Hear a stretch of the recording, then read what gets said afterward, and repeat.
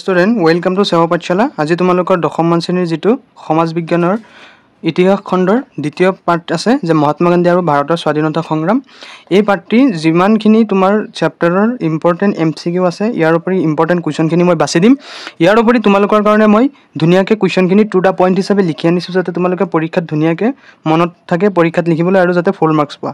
তোমালোকে প্ৰথমে student চেপ্টাৰটোৰ MCQ বা যিখিনি ইম্পৰ্টেণ্ট আছে সেইখিনি চাই লোৱা। চোৱা প্ৰথমতে তোমাক এইটো হেৰিত চোৱা পেজৰ যে এইটো চোৱা যে 1869 চনৰ 2 অক্টোবৰ তাৰিখে গুজৰাটৰ পোৰবন্দৰ নামৰ ঠাইৰ এটা স্বচ্ছল পৰিয়ালত মহাত্মা গান্ধীৰ জন্ম হৈছিল। মহাত্মা গান্ধীৰ জন্মৰ হেৰিটো অকণমান ইম্পৰ্টেণ্ট আছে, তোমালোকে এইটো মনত ৰাখিবা। ইয়াৰ উপৰি ৰুছ বিপ্লৱ যে 1917 চনত সংঘটিত হৈছিল ৰুছ বিপ্লৱ। MCQৰ ভিতৰত এইখিনি আছে। ইয়াৰ উপৰি তোমাৰ এইটো চাবা যে ইণ্ডিয়ান অপিনিয়ন নামৰ এখন বাতৰি কাকত ওলাইছিল, ভাৰতীয়সকলক ৰাজনৈতিক আৰু সামাজিকভাৱে শিক্ষিত আৰু সচেতন কৰি তুলিবলৈ চেষ্টা কৰিছিল। ইয়াৰ পিছত তোমালোকে আৰু ইম্পৰ্টেণ্ট আছে যে জালিয়ানৱালাবাগৰ হত্যাকাণ্ড কিমান হৈছিল 1919 চনত। ইয়াৰ উপৰি এতিয়া তোমালোকৰ যিখিনি অনুশীলনী কুৱেশ্যন আছে সেইখিনি আমি প্ৰথমে আলোচনা কৰি লওঁ। ইয়াৰ পিছত আমি যিখিনি পাঠৰ MCQ বা যিখিনি ইম্পৰ্টেণ্ট সৰু সৰু কুৱেশ্যন আছে মই সেইখিনি বাছি দিম। চোৱা প্ৰথম কুৱেশ্যন অনুশীলনী যে অতি চমু উত্তৰৰ প্ৰশ্ন যে মহাত্মা গান্ধীৰ জন্ম কেতিয়া হৈছিল। চোৱা যে উত্তৰ মহাত্মা গান্ধীৰ 1869 চনৰ 2 অক্টোবৰ তাৰিখে গুজৰাটৰ পোৰবন্দৰত জন্ম হৈছিল। 2 চোৱা যে সত্যাগ্ৰহৰ কৌশল গান্ধীয়ে কোন দেশত পোনপ্ৰথমে প্ৰয়োগ কৰিছিল। উত্তৰ সত্যাগ্ৰহৰ কৌশল গান্ধীয়ে দক্ষিণ আফ্ৰিকাত পোনপ্ৰথমে প্ৰয়োগ কৰিছিল। চ' তোমালোকৰ কাৰণে কুৱেশ্যনখিনি মই ধুনীয়াকৈ লিখি আনিছোঁ। তোমালোকে এনেকুৱা নাহিবা যে ধৰিব নোৱাৰিবা, প্ৰত্যেকটো বস্তু তোমালোকে ধৰিব পাৰিবা, খালি ধুনীয়াকৈ তোমালোকে ধৈৰ্য সহকাৰে কুৱেশ্যনখিনি লিখি ল'বা। লিখি ল'লে ফুল মাৰ্কছ পাবা। এইটো মই যিখিনি নোটছ তোমালোকক দি আছোঁ মই ধুনীয়াকৈ লিখি লৈছোঁ তোমালোকৰ কাৰণে এক্সট্ৰাকৈ। গতিকে ভিডিঅ'টো লাইক কৰি চেনেলটো ছাবস্ক্ৰাইব কৰি ৰাখিবা। মই যিমান তোমালোকৰ পাঠৰ ভিডিঅ' দিম গোটেইখিনি মই এনেকৈ লিখি দিম। চোৱা 3 নম্বৰ কুৱেশ্যন কি দিছে যে ৰবীন্দ্ৰনাথ ঠাকুৰে কিয় নাইট উপাধি ত্যাগ কৰিছিল। উত্তৰ 1919 চনৰ 13 এপ্ৰিলৰ দিনা জালিয়ানৱালাবাগৰ হত্যাকাণ্ডৰ প্ৰতিবাদত ৰবীন্দ্ৰনাথ ঠাকুৰে ব্ৰিটিছ চৰকাৰে তেওঁক প্ৰদান কৰা নাইট উপাধি ত্যাগ কৰিছিল। 4 চোৱা যে কাৰ নেতৃত্বত ভাৰতত খিলাফ আন্দোলনৰ সূচনা হৈছিল। উত্তৰ মৌলানা চৌকত আলী আৰু মহম্মদ আলীৰ নেতৃত্বত ভাৰতত খিলাফত আন্দোলনৰ সূচনা হৈছিল। এতিয়া চোৱা ষ্টুডেণ্ট 6 নম্বৰ কুৱেশ্যন কি দিছে যে কেনে পৰিস্থিতিত লাল লাজপত ৰায়ৰ মৃত্যু হৈছিল। চোৱা 1919 চনত ভাৰত চৰকাৰ আইন প্ৰণয়ন হোৱাৰ 10 বছৰ পিছত আইনখনৰ কাৰ্যকাৰিতাৰ বিষয়ে অনুসন্ধান কৰিবলৈ ব্ৰিটিছ চৰকাৰে চাইমন কমিশ্যন গঠন কৰিছিল। জাতীয় কংগ্ৰেছেও ইয়াৰ প্ৰতিবাদ কৰিছিল। লাহোৰত লালা লাজপত ৰায়ৰ নেতৃত্বত এটা চাইমন বিৰোধী সমদল ওলাইছিল। এই সমদলৰ ওপৰত পুলিচে নিৰ্দয়ভাৱে লাঠিচালনা কৰিছিল। লাঠিচালনাত লাজপত ৰায় বেয়াকৈ আহত হৈছিল আৰু তাৰ ফলতে তেওঁৰ মৃত্যু হৈছিল। এতিয়া চোৱা 7 নম্বৰ কুৱেশ্যন কি দিছে যে কেতিয়া আৰু ভাৰতীয় জাতীয় কংগ্ৰেছৰ কোনখন অধিৱেশনত ভাৰতীয়সকলৰ মূল দাবী হিচাপে পূৰ্ণ স্বৰাজৰ দাবী উত্থাপন হৈছিল। চোৱা 1919 চনত জৱাহৰলাল নেহৰুৰ সভাপতিত্বত লাহোৰত বহা জাতীয় কংগ্ৰেছৰ অধিৱেশনত ভাৰতীয়সকলৰ মূল দাবী হিচাপে পূৰ্ণ স্বৰাজৰ দাবী উত্থাপন কৰা হৈছিল। এতিয়া চোৱা 8 নম্বৰ কুৱেশ্যন কি দিছে যে গান্ধীজীয়ে সবৰমতী আশ্ৰমৰ পৰা দাণ্ডিৰ সাগৰ পাৰলৈ লোণ আইন ভংগ কৰিবলৈ গৈছিল। সবৰমতী আশ্ৰম আৰু দাণ্ডিৰ মাজত দূৰত্ব কিমান। উত্তৰ সবৰমতী আৰু দাণ্ডিৰ মাজত দূৰত্ব হৈছে 385 কিলোমিটাৰ। 9 চোৱা যে সীমান্ত গান্ধী নামেৰে কাক জনা যায়। উত্তৰ সীমান্ত গান্ধী নামেৰে খান আব্দুল গফুৰ খানক জনা যায়। 10 চোৱা যে লণ্ডনত অনুষ্ঠিত হোৱা দ্বিতীয় ঘূৰণীয়া মেজমেলত কোনে কংগ্ৰেছক এককভাৱে প্ৰতিনিধিত্ব কৰিছিল। উত্তৰ লণ্ডনত অনুষ্ঠিত হোৱা দ্বিতীয় ঘূৰণীয়া মেজমেলত মহাত্মা গান্ধীয়ে কংগ্ৰেছক এককভাৱে প্ৰতিনিধিত্ব কৰিছিল। এতিয়া চোৱা 11 নম্বৰ যে 1932 চনত সাম্প্ৰদায়িক বাটোৱাৰা ঘোষণা কৰা ব্ৰিটিছ প্ৰধানমন্ত্ৰীজনৰ নাম কি আছিল। উত্তৰ 1932 চনত সাম্প্ৰদায়িক বাটোৱাৰা ঘোষণা কৰা ব্ৰিটিছ প্ৰধানমন্ত্ৰীজনৰ নাম হ'ল ৰামছে মেকডোনাল্ড।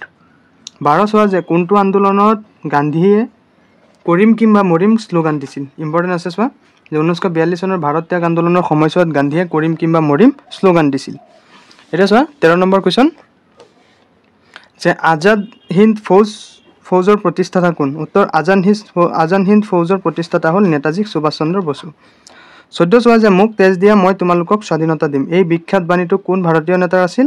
উত্তৰ মোক তেজ দিয়া মই তোমালোকক স্বাধীনতা দিম এই বিখ্যাত বাণীটো আছিল নেতাজী সুভাষ চন্দ্ৰ বসুৰ। এতিয়া চোৱা 15 নম্বৰ যে ভাৰত আৰু পাকিস্তানৰ মাজৰ সীমাৰেখাডালক কি নামেৰে জনা যায়। উত্তৰ ভাৰত আৰু পাকিস্তানৰ মাজৰ সীমাৰেখাডালক কি বোলে ৰেড ক্লিফ নামেৰে জনা যায়। এতিয়া চোৱা ষ্টুডেণ্ট, অনুশীলনীৰ দীঘল প্ৰশ্ন উত্তৰৰ গোটেইখিনি ইম্পৰ্টেণ্ট আছে। চোৱা যে সত্যাগ্ৰহ বুলিলে কি বুজা? যি তিনিটা স্থানীয় বিবাদৰ ক্ষেত্ৰত গান্ধীয়ে সত্যাগ্ৰহক প্ৰথমতে প্ৰয়োগ কৰিছিল সেই তিনিটাৰ বিষয়ে সংক্ষিপ্ত ৰূপত লিখা। তোমালোকৰ কাৰণে মই যিমান পাৰোঁ শ্বৰ্টকৈ লিখিছোঁ যাতে তোমালোকে এবাৰ ৰিডিং মাৰিলে যাতে মুখস্থ হৈ যায়। গতিকে তোমালোকে মই যিখিনি কুৱেশ্যন মানে তোমালোকৰ কাৰণে লিখিছোঁ তোমালোকেও ভিডিঅ'টো পজ কৰি কৰি ধুনীয়াকৈ লিখি ল'বা। চোৱা প্ৰথমটোৰ উত্তৰ যে সত্যাগ্ৰহ শব্দটো সত্য আৰু আগ্ৰহ শব্দ দুটা লগ হৈ সৃষ্টি হৈছে, যাৰ অৰ্থ হৈছে সত্যৰ প্ৰতি আগ্ৰহ, অৰ্থাৎ সত্যনিষ্ঠা হৈ কাম কৰা। গান্ধীজীৰ মতে সত্যাগ্ৰহ কেৱল একপক্ষীয় প্ৰতিৰোধ নহয়, ইয়াৰ তাৎপৰ্য হ'ল জনতাই গভীৰভাৱে ৰাজনৈতিক কাৰ্যকলাপত আত্মনিয়োগ কৰা। সত্যাগ্ৰহৰ ভিত্তি হ'ল অহিংসা। ইয়াৰ পিছত চোৱা যে সত্যাগ্ৰহ শব্দটো গান্ধীজীয়ে দক্ষিণ আফ্ৰিকাতে পোনপ্ৰথমে ব্যৱহাৰ কৰিবলৈ আৰম্ভ কৰিছিল। দক্ষিণ আফ্ৰিকাত গান্ধীজীৰ ৰাজনৈতিক কৰ্মৰাজিয়ে তেওঁক এজন কৰ্মঠ আৰু আদৰ্শবাদী নেতা হিচাপে প্ৰতিষ্ঠিত কৰিছিল।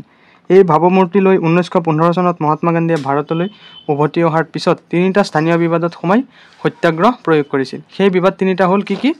প্ৰথম হ'ল যে উত্তৰ বিহাৰৰ চম্পাৰণত মহাত্মা গান্ধীয়ে ভূস্বামীসকলৰ বিপক্ষে সাধাৰণ কৃষকসকলক নেতৃত্ব প্ৰদান কৰিছিল। চোৱা যে গুজৰাটৰ খেৰাত কৃষকসকলৰ খেতি নষ্ট হোৱাৰ পিছতো চৰকাৰে আৰোপ কৰা অত্যাধিক ৰাজহৰ বিপক্ষে মাত মাতিছিল। 3 নম্বৰ পইণ্ট চোৱা যে আহমেদাবাদত মিল মালিকসকলে মিল শ্ৰমিকসকলক বিভিন্ন ধৰণে শোষণ বাঞ্ছনা আদি কৰিছিল। মহাত্মা গান্ধীয়ে সত্যাগ্ৰহৰ যোগেদি এই শ্ৰমিকসকলৰ হৈ মিল মালিকসকলৰ বিপক্ষে থিয় দিছিল। এতিয়া চোৱা 2 নম্বৰ কুৱেশ্যনটো কি দিছে যে ভাৰতত খিলাফত আন্দোলন কিয় আৰম্ভ হৈছিল? চোৱা প্ৰথম বিশ্বযুদ্ধত তুৰ্কীসকলৰ পৰাজয়ৰ ফলস্বৰূপে খলিফাৰ গুৰুত্ব একেবাৰে কমি গৈছিল। মুছলমানসকলে তুৰস্কৰ সম্ৰাটক খলিফা বা আধ্যাত্মিক গুৰু হিচাপে গণ্য কৰিছিল, কিন্তু খলিফাই নিজৰ সাম্ৰাজ্যৰ পবিত্ৰ ঠাইবোৰৰ ওপৰত অধিকাৰ হেৰুওৱাত মুছলমানসকল উত্তেজিত হৈ পৰিছিল।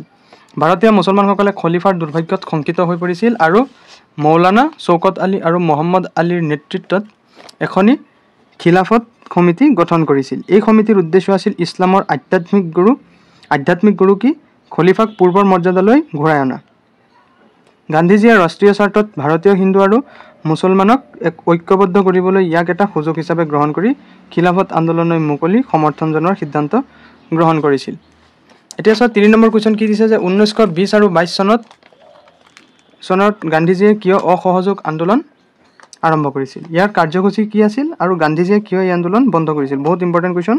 চোৱা ভাৰতৰ স্বাধীনতা সংগ্ৰামৰ ইতিহাসত অসহযোগ আন্দোলন এক গুৰুত্বপূৰ্ণ অধ্যায়। মহাত্মা গান্ধীৰ সবল নেতৃত্বত ভাৰতীয় জাতীয় কংগ্ৰেছে 1920 পৰা 1922 চনলৈ এই সময়ছোৱাৰ ভিতৰত অসহযোগ আন্দোলন আৰম্ভ কৰিছিল। এই আন্দোলনৰ বিভিন্ন সময়ত বিভিন্ন কাৰকে অৰিহণা যোগাই আহিছিল। ইয়াৰ ভিতৰত কিছুমান উল্লেখযোগ্য কাৰণ কি হ'ল যে প্ৰথম বিশ্বযুদ্ধত ভাৰতীয়সকলৰ অসন্তুষ্টি, কিয়নো ইয়াৰ ফলত ভাৰতৰ অৰ্থনীতি আৰু মানৱ সম্পদৰ ওপৰত কি কৰিছিল? বিৰূপ প্ৰভাৱ পৰিছিল। 2 নম্বৰ পইণ্ট চোৱা যে 1919 চনৰ ৰাওলাট এক্টৰ জৰিয়তে ব্ৰিটিছৰ বৰ্ধিত দমনমূলক নীতি গ্ৰহণ। এই আইনে সন্ত্ৰাসবাদৰ সন্দেহত যিকোনো লোকক 2 বছৰৰ বিনা বিচাৰে কাৰাগাৰত নিক্ষেপ কৰাৰ কৰ্তৃত্ব ব্ৰিটিছ চৰকাৰক প্ৰদান কৰিছিল। গান্ধীৰ নেতৃত্বত এই আইনৰ বিপক্ষে এক সৰ্বব্যাপী প্ৰতিবাদী আন্দোলন গঢ়ি উঠিছিল। ইয়াৰ পিছত চোৱা যে 1919 চনৰ জালিয়ানৱালাবাগৰ হত্যাকাণ্ড। ইয়াৰ পিছত ব্ৰিটিছসকলৰ দ্বাৰা ভাৰতবৰ্ষৰ অৰ্থনৈতিক শোষণ। ইয়াৰ পিছত যে ভাৰতীয় মুছলমানসকলৰ দ্বাৰা আধৰুৱা সাম্ৰাজ্যৰ সুৰক্ষাৰ হকে আৰম্ভ হোৱা খিলাফত আন্দোলন। ইয়াৰ কাৰ্যসূচীসমূহ হ'ল যে হিন্দু মুছলমানসকল একত্ৰিত হৈ নানা ঠাইত বিদেশী বস্ত্ৰ জ্বলাই দিছিল, বিদেশী বয়বস্তু আৰু সুৰা বিক্ৰী কৰা দোকানবোৰ বৰ্জন কৰা হৈছিল। বৃহৎ সংখ্যক ছাত্ৰ ছাত্ৰীয়ে চৰকাৰী বিদ্যালয় মহাবিদ্যালয় ত্যাগ কৰিছিল। ইয়াৰ পিছত বংগদেশৰ মেদিনীপুৰৰ কৃষকে কৰ কাটন নিদিয়াৰ সপক্ষে প্ৰচাৰ কাৰ্যসূচী ৰূপায়ণ কৰিছিল। ইয়াৰ পিছত চোৱা কংগ্ৰেছে এই সময়ছোৱাত কাশী বিদ্যাপীঠ, বেনাৰস বিদ্যাপীঠ আদিৰ দৰে শিক্ষানুষ্ঠান গঢ়ি তুলিছিল। শেঠ যমনালাল বাজাজে কাছাৰী ত্যাগ কৰা উকিলসকলৰ পৰিয়ালৰ ভৰণ পোষণৰ বাবে বছৰি 1 লাখতকৈ টকা দিয়াৰ কথা ঘোষণা কৰিছিল।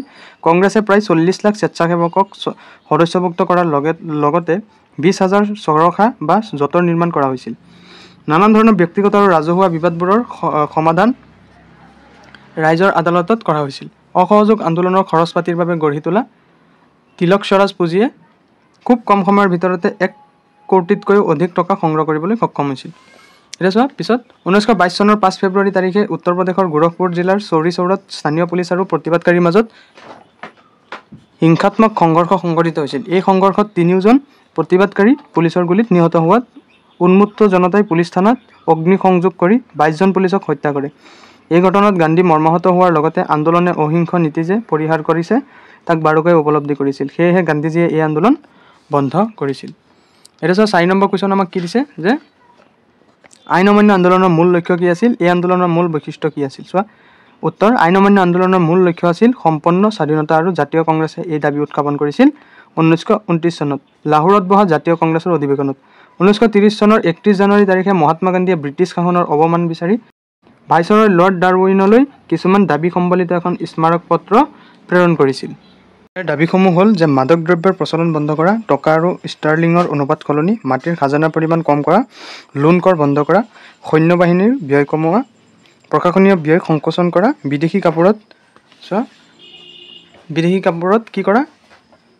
সীমা শুল্ক আৰোপ, ডাক সংৰক্ষণ বিল গ্ৰহণ কৰা আৰু অপৰাধ অনুসন্ধান আৰু শাখাৰ বিলুপ্তি, সকলো ৰাজনৈতিক বন্দীক মুক্তি দিয়া, আত্মৰক্ষাৰ বাবে সাধাৰণ নাগৰিকক অস্ত্ৰ শস্ত্ৰ ৰখাত বৈধতা প্ৰদান কৰা। ইয়াৰ পিছত চোৱা যে এই আন্দোলনৰ বৈশিষ্ট্যসমূহ কি কি? চোৱা যে মহাত্মা গান্ধীয়ে স্পষ্ট ৰূপত উল্লেখ কৰিছিল যে যদি এই 11টা দাবী মানি লোৱা নহয় তেতিয়া দেশে আইন অমান্য আন্দোলনৰ কাৰ্যসূচী গ্ৰহণ কৰিব। আইন অমান্য আন্দোলন 1930 চনৰ গান্ধীৰ লোণ সত্যাগ্ৰহৰ জৰিয়তে আৰম্ভ হৈছিল, যাক দাণ্ডী যাত্ৰা বুলি জনা যায়। 1930 চনৰ 12 মাৰ্চত এই যাত্ৰা আৰম্ভণি হৈছিল। সেইদিনা গান্ধী আৰু তেওঁৰ অনুগামীসকলে আহমেদাবাদৰ সবৰমতী আশ্ৰমৰ পৰা ভাৰতৰ পশ্চিম উপকূলত থকা দাণ্ডী নামৰ গাঁওখনলৈ যাত্ৰা কৰিছিল। একেৰাহে 25 দিন যাত্ৰা কৰি প্ৰায় 385 কিলোমিটাৰ দূৰত্ব অতিক্ৰম কৰাৰ পিছত তেওঁলোকে 1930 চনৰ 6 এপ্ৰিল তাৰিখে দাণ্ডীত উপস্থিত হৈছিল। ক্ৰমে এই আন্দোলন সৰ্বত্ৰে বিয়পি পৰিছিল আৰু দেশৰ অন্যান্য প্ৰান্ততো লোণ আইনক প্ৰত্যাহ্বান জনোৱা হৈছিল। এতিয়া চোৱা 5 নম্বৰ কুৱেশ্যন যে কি পৰিস্থিতিত ভাৰত ত্যাগ আন্দোলনৰ সূচনা হৈছিল? ভাৰতৰ স্বাধীনতা সংগ্ৰামত এই আন্দোলনৰ কাৰ্যসূচীক তুমি মাইলৰ খুঁটি হিচাপে সাব্যস্ত কৰিব খোজানে? তোমাৰ মতামতৰ সমৰ্থনত যুক্তি দিয়া। যোৱা উত্তৰ, দেশৰ স্বাধীনতাৰ হকে মহাত্মা গান্ধীয়ে আৰম্ভ কৰা শেষৰ সংগ্ৰামটো হৈছে ভাৰত ত্যাগ আন্দোলন। 1942 চনৰ আগষ্ট মাহত নিখিল ভাৰত কংগ্ৰেছ কমিটিয়ে মুম্বাই ব্ৰিটিছ প্ৰশাসনৰ অৱসান বিচাৰি ভাৰত ত্যাগ আন্দোলনৰ প্ৰস্তাৱ গৃহীত কৰিছিল। ইয়াৰ পিছত চোৱা যে ভাৰত ত্যাগ আন্দোলনৰ আৰম্ভ হোৱা পৰিস্থিতি বিষয়কেইটা হ'ল যে ক্ৰিপছ মিছনৰ ব্যৰ্থতা, জাপানে ভাৰত আক্ৰমণৰ বাবে দিয়া ভাবুকি আৰু পূৰ্ববংগৰ সন্ত্ৰাস, আৰু ব্ৰিটিছে দেশখনক ৰক্ষা কৰিব নোৱাৰিব বুলি ভাৰতীয়সকলৰ মনত ঠাই লোৱা নিৰাপত্তাহীনতাৰ ভাৱ। 1942 চনৰ ভাৰত ত্যাগ আন্দোলন ভাৰতৰ স্বাধীনতা আন্দোলনৰ ইতিহাসৰ মাইলৰ খুঁটি হিচাপে আমি অনুভৱ কৰোঁ। এই আন্দোলনে ভাৰতৰ স্বাধীনতা একেবাৰে নিকটতম অৱস্থাত উপনীত কৰা হৈছিল। এই আন্দোলনে ইংৰাজ শাসনৰ পৰা সম্পূৰ্ণ স্বাধীনতা প্ৰাপ্তিক ভাৰতীয় জাতীয় আন্দোলনৰ একমাত্ৰ উদ্দেশ্য হিচাপে সাব্যস্ত কৰিছিল, যদিও এই আন্দোলনে ব্ৰিটিছক ভাৰতৰ পৰা খেদি পঠিয়াবলৈ সক্ষম হোৱা নাছিল। তথাপিও কিন্তু এই আন্দোলনে ভাৰতীয় জনসাধাৰণক ঐক্যবদ্ধ কৰোৱাত সহায় কৰিছিল। জাতি, ধৰ্ম, ভাষা, বৰ্ণ নিৰ্বিশেষে ছাত্ৰ, মহিলা, খেতিয়ক আৰু শ্ৰমিকে এই আন্দোলনত গুৰুত্বপূৰ্ণ ভূমিকা গ্ৰহণ কৰিছিল। সকলোৱে মহাত্মা গান্ধীৰ ধ্বনি কৰিম কিম্বা মৰিমৰ দ্বাৰা উদ্ধৃত এই আন্দোলনত জঁপিয়াই পৰিছিল। এই আন্দোলনে ব্ৰিটিছ সাম্ৰাজ্যৰ ওফৰাই পেলাবলৈ সক্ষম হ'ব পৰা আগজাননী দিছিল। এই ঘটনাই স্বাধীনতা লাভৰ প্ৰক্ৰিয়া কি কৰিছিল? তীব্ৰতৰ কৰি তুলিছিল। এতিয়া চোৱা ষ্টুডেণ্ট 6 নম্বৰ অৰ্থাৎ শেষৰ কুৱেশ্যনটো যে ভাৰতীয় জাতীয় সেনা বাহিনীৰ বিষয়ে এটি চমুটোকা লিখা উত্তৰ চোৱা যে ভাৰতৰ স্বাধীনতা যুদ্ধত ভাৰতীয় জাতীয় সেনা বাহিনীয়ে এক গুৰুত্বপূৰ্ণ ভূমিকা অংশগ্ৰহণ কৰিছিল। চোৱা কেপ্টেইন সুশান্ত সিং আছিল জাতীয় সেনা বাহিনীৰ জন্মদাতা। জাতীয় সেনা বাহিনীক আজাদ হিন্দ ফৌজ বুলি কোৱা হয়। তেওঁ পূৰ্বতে ব্ৰিটিছ ভাৰত সেনা বাহিনীৰ এজন কেপ্টেইন আছিল। 1941 চনৰ ডিচেম্বৰ মাহত জাপানে ব্ৰিটিছ শাসনাধীন মালয় আক্ৰমণ কৰি ব্ৰিটিছ বাহিনীক পৰাভূত কৰে। তেতিয়া কেপ্টেইন সুশান্ত সিঙৰ সৈতে এটি ক্ষুদ্ৰ সামৰিক দলে পলায়ন কৰে যদিও পিছত তেওঁলোকে জাপানী সৈনিকৰ ওচৰত আত্মসমৰ্পণ কৰে। ইয়াৰ পিছত চোৱা এইজনা সুশান্ত সিঙে জাপানী সৈনিকসকলৰ পৰামৰ্শ মতে যুদ্ধবন্দী ভাৰতীয় সৈনিকসকলক লৈ এটি ব্ৰিটিছ বিৰোধী সেনা বাহিনী গঠন কৰে। এইদৰে গঠিত সেনা বাহিনীটোক কি বুলি নাম দিছিল? যে আজাদ হিন্দ ফৌজ বুলি নামকৰণ কৰা হয়। এই ফৌজটোৰ প্ৰধান উদ্দেশ্য আছিল জাপানীসকলৰ সহযোগত ব্ৰিটিছক ভাৰতৰ পৰা খেদি ভাৰতবৰ্ষক স্বাধীন কৰা। পৰৱৰ্তী সময়ত যুদ্ধবন্দীসকলৰ উপৰিও সাধাৰণ নাগৰিকেও আজাদ হিন্দ ফৌজত যোগদান কৰি ভাৰতৰ স্বাধীনতা সংগ্ৰামৰ অংশীদাৰ হৈছিল।